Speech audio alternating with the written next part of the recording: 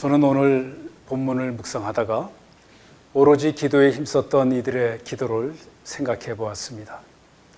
사도행전 1장 8절에서 부활주님은 승천하시기 전에 제자들에게 오직 성령이 너희에게 임하시면 너희가 권능을 받고 예루살렘과 온 유대와 사마리아와 땅끝까지 이르러 내 증인이 되리라 말씀하시고 승천하셨습니다.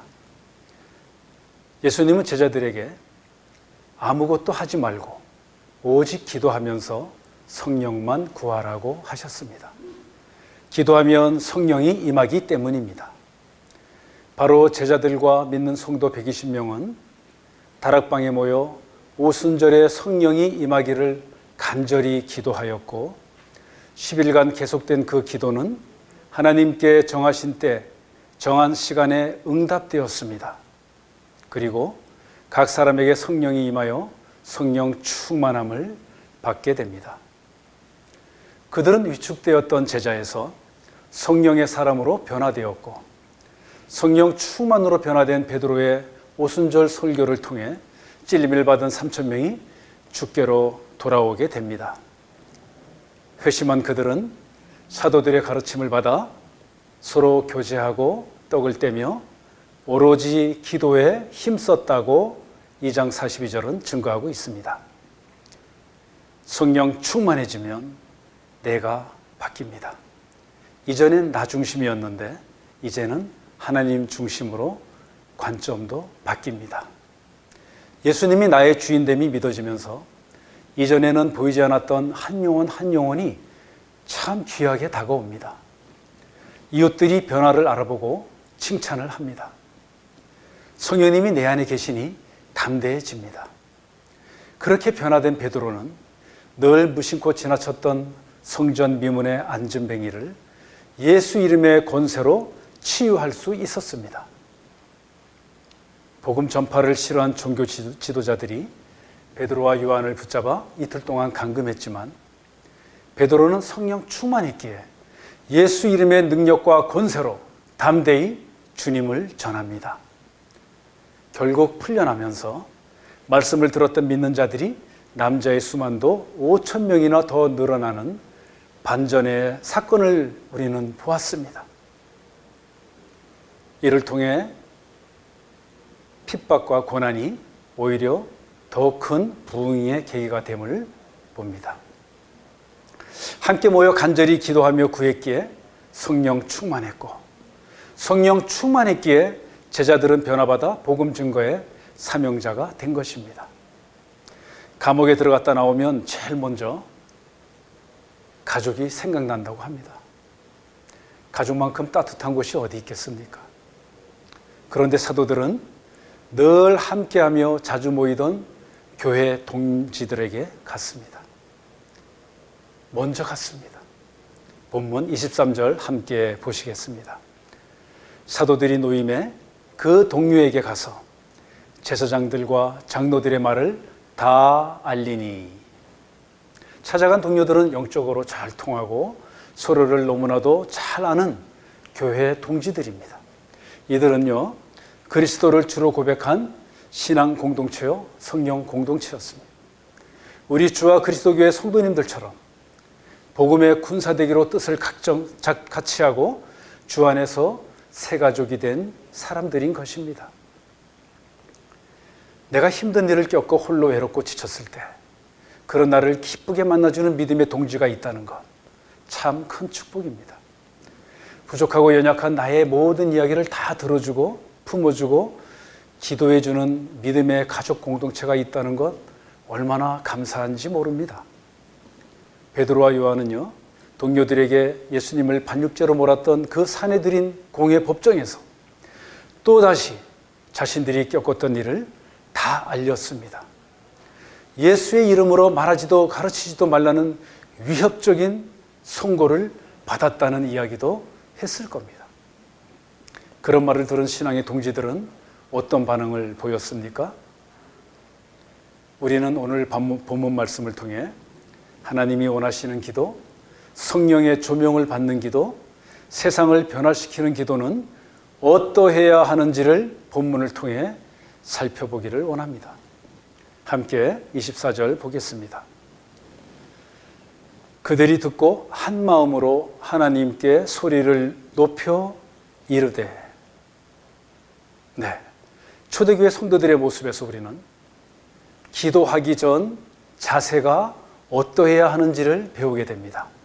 첫째, 그들은 먼저 사도들이 겪은 가정과 당면한 문제를 잘 경청하였습니다.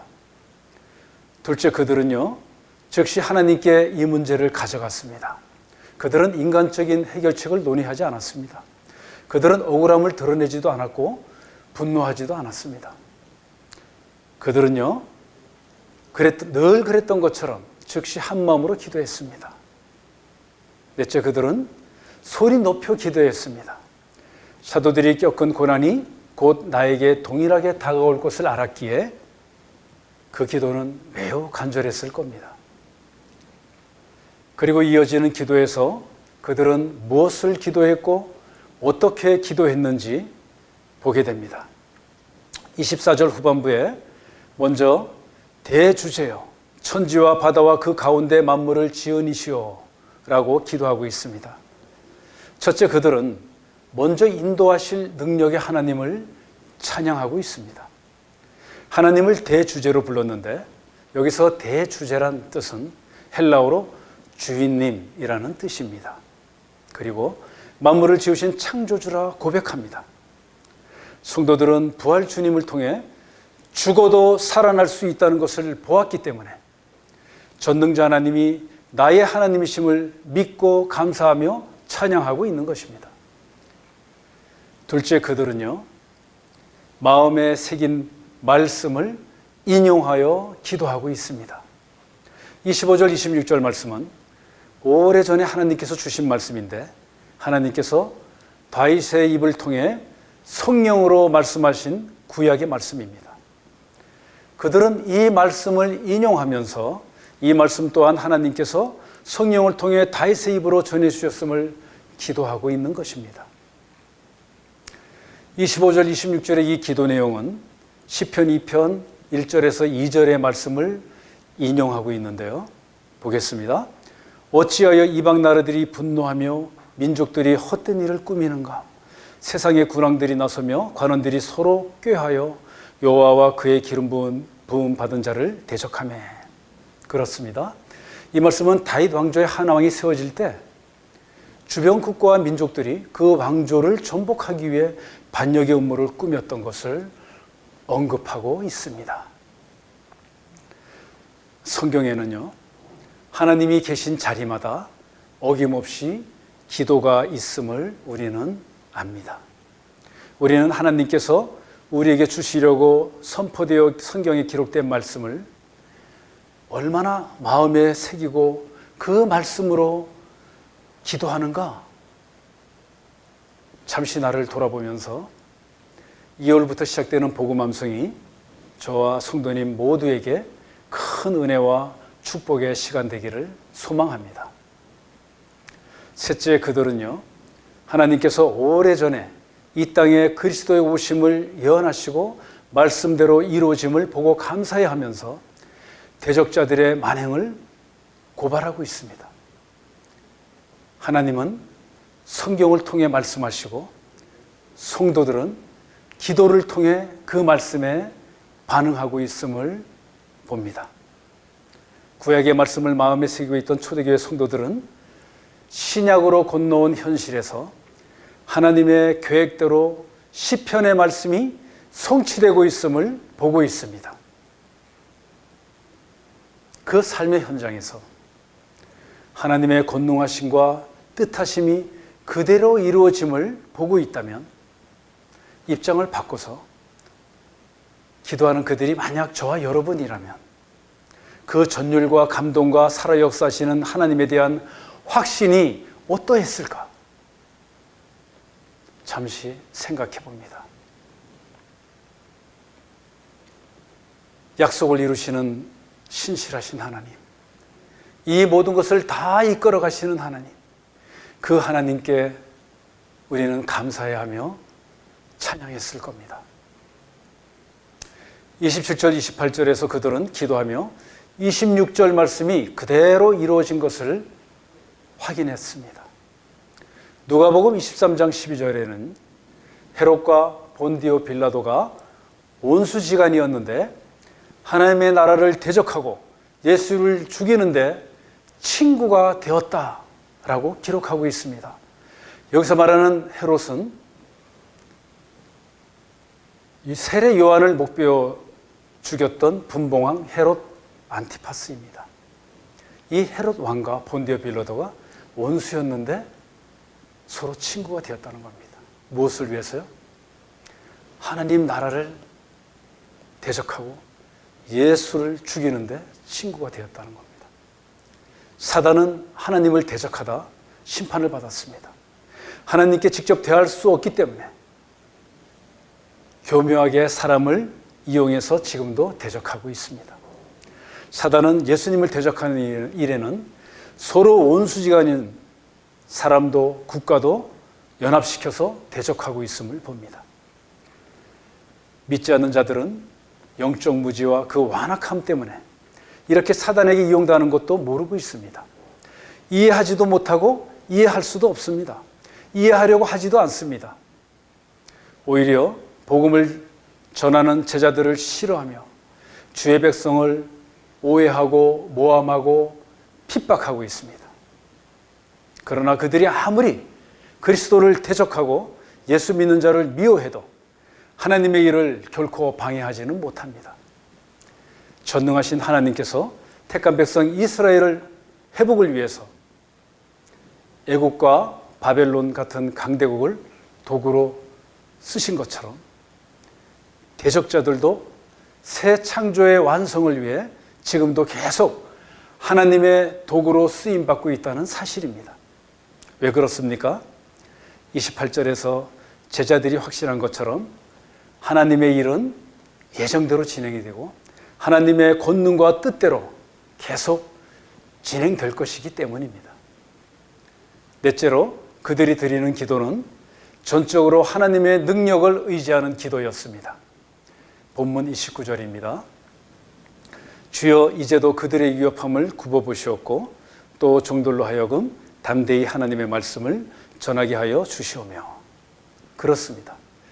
하나님, 저 대적자들을 지켜봐 주세요.